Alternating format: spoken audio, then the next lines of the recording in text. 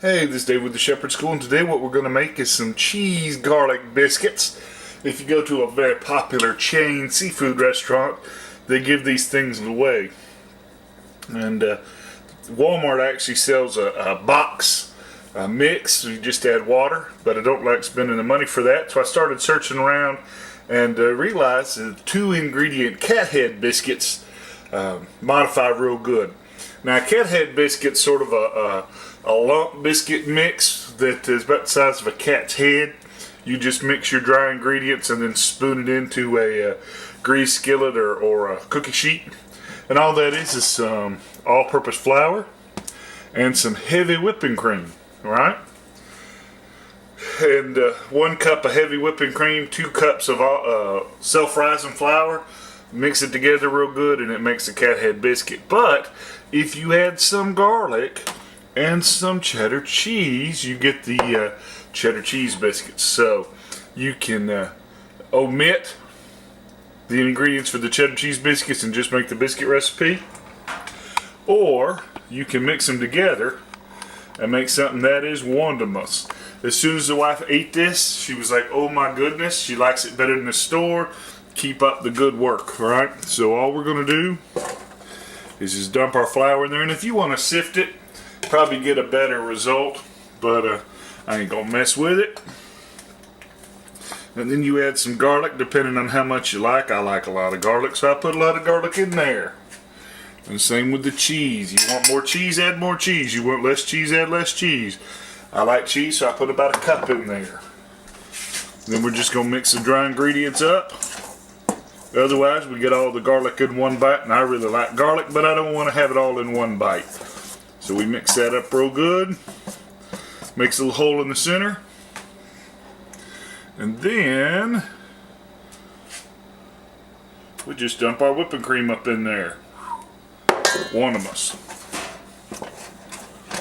And while I'm doing all this, I got my oven preheating to 450 degrees. You know, biscuits was the first thing my mama taught me how to cook. And it was actually one of the first things I forgot how to do. Making proper biscuits is an art form.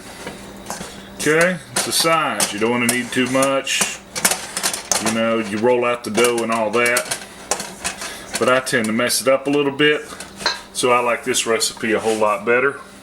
If it looks like it's a little too dry, just add a little bit more milk. See how it's starting to come together? Starting to come together in its own little lumps. I've got me a nice heavy cast iron skillet there. And all I'm going to do is just pick a lump out and place on there. Take me another lump out.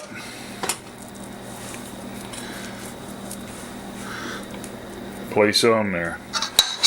You should get the point. Shouldn't have to belabor that. These are going to spread out. You might want to put this in a cookie sheet if you want them to separate out a little bit more. I don't know. Depends on what you want to do.